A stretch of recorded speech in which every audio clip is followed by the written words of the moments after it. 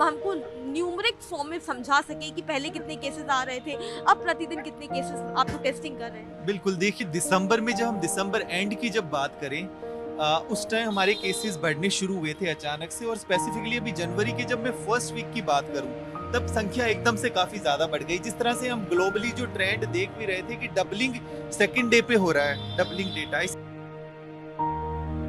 इसी तरह से हमारे पास भी नंबर्स ऐसे ही बढ़ रहे हैं। हाल की आप बात कर रहे हैं तो ऐसे हमने काफ़ी केसेस देखे हैं कि एक फैमिली के अंदर जो है लोगों को सभी को सिम्टम है, और उनमें क्या हुआ कि 1 या 2 लोगों का पॉजिटिव आया और बाकी सबका नेगेटिव आया। तो इसका मतलब वो नहीं है कि वो नेगेटिव है, और फिर उन्हीं का दोबारा 3 या 4 दिन के बाद रिपीट किया 4th 5th डे पे, तो सभी का पॉजिटिव आया। तो इस वजह से हमें ज़रूरी है, हम ऐसा नहीं कि हमारा नेगेटिव रिजल्ट आ गया, हमें सिम्टम है और फिर हम बाहर घूम रहे हैं, क्योंकि इसी से ज़्यादा ट्रांसमिशन फैलता है और अभी ये काफ़ी ज़्यादा देखा गया है फॉल्स नेगेटिव।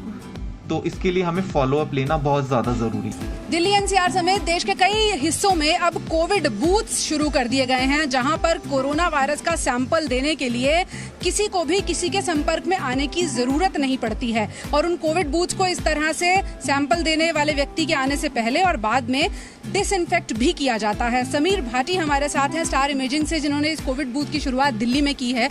समीर जी, क्यों जरूरत पड़ी कि एक बाकायदा बूथ बना के सैंपल लिया? जी बिल्कुल, इसमें हमने कुछ जो सस्पेक्टेड पेशेंट थे उनकी फीडबैक लिए। कॉल सेंटर में कुछ इस तरह की कॉल आती थी कि उनका ये था कि हम होम विजिट के लिए घर पे नहीं बुलाएंगे फ्लेबॉटमिस्ट को। अच्छा, ऐसे भी दिक्कत आती है, तो इसलिए हमने इस चीज को इंट्रोड्यूस किया। जिस तरह से मरीज जब आते हैं वो कैसे सैंपल देते हैं, ये हम आपको दिखाने की कोशिश कर रहे हैं। जैसे यहाँ जो आई हैं, इनको कुछ फॉर्मेलिटीज भी पूरी करनी होगी समीर जी? हाँ जी बिल्कुल, इसके अंदर क्या होता है कि पेशेंट के हमारे कॉल सेंटर पे डायरेक्टली कॉल कर सकता है, या उसके बाद वो ऑनलाइन वेबसाइट पे भी बुकिंग कर सकता है। ऑनलाइन वेबसाइट पे जब बुकिंग करेगा तो उनके पास 3 ऑप्शंस अवेलेबल होंगे: होम कलेक्शन, ड्राइव थ्रू और कोविड बूथ। तो कोविड बूथ के लिए पेशेंट उसमें अपना फॉर्म फिलअप करेगा, उनको एक यूनिक रजिस्ट्रेशन दिया जाएगा, और एक ये आप देखेंगे कि ये जो TRF रखा है वो पेशेंट साइन करेगा। तो ये अभी जो टेस्ट हो रहे हैं, लोग CT स्कैन का नाम तो सुन रहे हैं, लेकिन एक बार कोरोना से रिकवर हो गए उसके बाद भी बहुत सारी दिक्कतें आ रही हैं। तो किस तरह के टेस्ट अभी आप ज़्यादा देख रहे हैं और किस तरह की प्रॉब्लम ज़्यादा देख रहे हैं?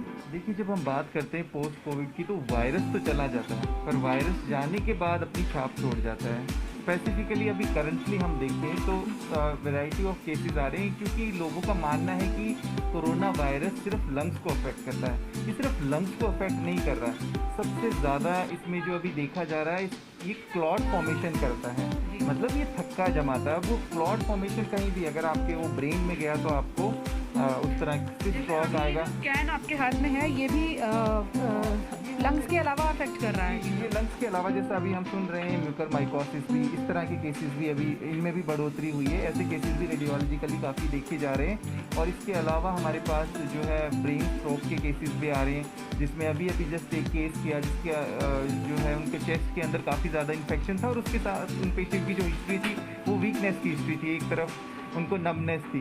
उनका MRI भी किया गया, उसके अंदर क्लॉट आया। तो इस तरह के जो क्लॉट वाले केसेस हैं वो भी काफ़ी ज़्यादा बढ़ गए हैं।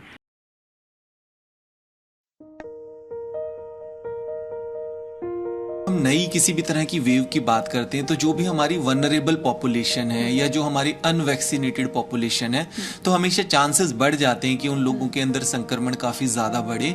तो इस वजह से माना जा रहा था कि बच्चों के अंदर संक्रमण बढ़ सकता है, और बच्चों में फिलहाल अभी हमने देखा है कि वो एसिम्टोमेटिक रहते हैं, उनको इन्फेक्शन भी हो जाता है पर उनमें कोई लक्षण नहीं आते हैं। तो इस चीज़ को ध्यान में रखते हुए ये एक बहुत ही अच्छी पहल हुई है। मुझे लगता है अब अभिभावक और स्कूल प्रशासन है उनको भी इसमें काफ़ी अधिक राहत मिलेगी बच्चों के अंदर वैक्सीनेशन ड्राइव शुरू होने में। और अगर हम इम्यूनाइजेशन प्रोग्राम की बात करें भारत की, तो उसमें बच्चे जो थे काफ़ी बड़ी संख्या में जो कि अभी छूटे हुए थे, अगर उनको भी वैक्सीन लगेगी तो हमारा ये कंप्लीट वैक्सीनेशन इम्यूनाइजेशन प्रोग्राम हो जाएगा। कोविड टीकाकरण की दिशा में आज एक बहुत अहम दिन है, क्योंकि आज से सीनियर सिटीजन्स को बूस्टर डोज लगनी शुरू हो गई है। इस वक्त हम दिल्ली के तिलक नगर में मौजूद हैं, और आप देखिए किस तरह के इंतजामात किए गए हैं। अस्पतालों में तो आपको ये बूस्टर डोज मिल ही रही है, साथ ही साथ जो बड़े बड़े क्लिनिक्स हैं या फिर एक्सरे सेंटर्स हैं, वहाँ पर भी इस तरह की जो वैन्स हैं, चूँकि ये सीनियर सिटीजन्स का मामला है, ऐसे में बहुत ज़्यादा सावधानी रखने की ज़रूरत है, और उनकी स्वास्थ्य को देखते हुए घर तक जो है वो वैक्सीनेशन की डोज पहुंचाई जा रही है। हमारे साथ इस लैब के संचालक डॉक्टर संदीप भाटी भी मौजूद हैं। हम उनसे बात करेंगे और समझेंगे कि क्या है इस लैब की खासियत। सर बहुत बहुत स्वागत है आपका एबीपी न्यूज़ पर। सर सबसे पहला सवाल तो हम ये जानना चाहेंगे कि ये जो आपने वैक्सीनेशन सेंटर बच्चों के लिए, ख़ास बच्चों के लिए तैयार किया है, तो इसकी क्या खासियत है? बिल्कुल, देखिए जिस तरह से हमने देखा था कि अडल्ट में, वयस्कों में भी जैसे एक हेजिटेशन था कहीं ना कहीं वैक्सीन लगाने को लेकर, और अभी फ़िलहाल पेरेंट्स के मन में भी थोड़ा कुछ हेजिटेशन है, बच्चों में भी थोड़ी सी वो एंग्जाइटी है। उसी चीज़ को ध्यान में रखते हुए हमने जैसे अडल्ट वैक्सीनेशन हमारा जो वयस्कों का वो अलग चलता है, बच्चों के लिए हमने बिल्कुल सेपरेट बनाया है। हालांकि ये पूरे जो 2 से लेके और 18 साल तक के एज ग्रुप को ध्यान में रखते हुए बनाया, पर फिलहाल जैसे 12 से 18 साल के लिए अप्रूव हुआ और अभी रोल आउट 15 से 18 साल के लिए होगा। तो उस चीज़ को ध्यान में रखते हुए उन बच्चों को क्या पसंद है, उनको मोटिवेट करने के लिए इस वैक्सीनेशन सेंटर में ये सब चीज़ें लगाई गई। खास तौर पर टॉयज जो है वो बनाए गए हैं और बच्चों को यहाँ पर बिठाया जाएगा। उनके साथ बातचीत की जाएगी, उनको टॉयज दिए जाएंगे, उनका दिमाग जो है वो डाइवर्ट किया जाएगा, उसके बाद जो है वो टेस्टिंग जो है वो की जाएगी। ये कॉन्सेप्ट जो वो तैयार किया गया है स्टार पैथ लैब के द्वारा जो है वो तैयार किया गया है।